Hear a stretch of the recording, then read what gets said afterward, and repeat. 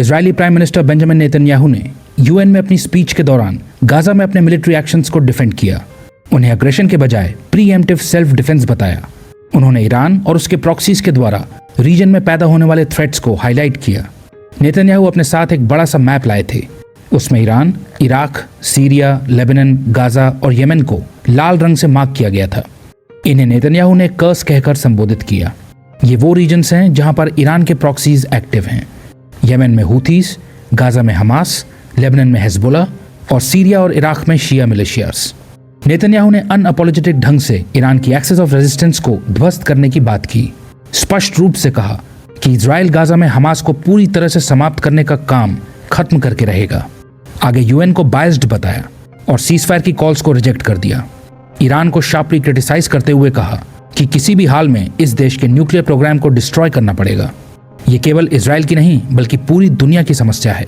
Further, Netanyahu ने इसी साल जून में 12 दिनों तक चले युद्ध में ईरान की मिसाइल स्टॉकपाइल्स को डिस्ट्रॉय करने की बात दोहराई। ईरान के ऊपर यूएन के सैंक्शंस को रीइंस्टेट करने की बात की और यूएस प्रेसिडेंट ट्रंप के बोल्ड और डिसाइसिव एक्शंस की तारीफ की।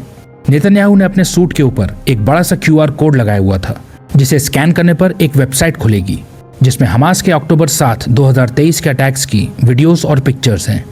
नेतन्याहू ने संपूर्ण विश्व को जिहादिस्ट टेररिज्म के अगेंस्ट यूनाइट होने के लिए कहा।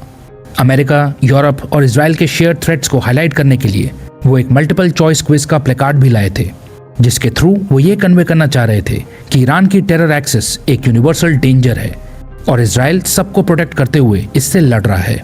कुल मिलाकर इजरायली पीएम अपनी पूरी स्पीच में इजराइल के बढ़ते डिप्लोमेटिक आइसोलेशन के बीच इजराइल के लिए सपोर्ट रैली करने की कोशिश कर रहे थे। इजराइल का डिप्लोमेटिक आइसोलेशन खुलकर दिखाई दिया जब नेतन्याहू के स्पीच शुरू करने से पहले ही बहुत से देशों के डेलीगेट्स हॉल से उठकर चले गए।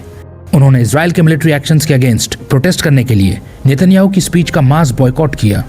बहुत से देश पैलेस्टीन को मान्यता भी देते जा रहे हैं, बट चूंकि अमेरिका फर्मली इजराइल के साथ खड़ा है, इसलिए इजराइल को इन सब चीजों से बहुत ज्यादा फर्क नहीं पड़ रहा है।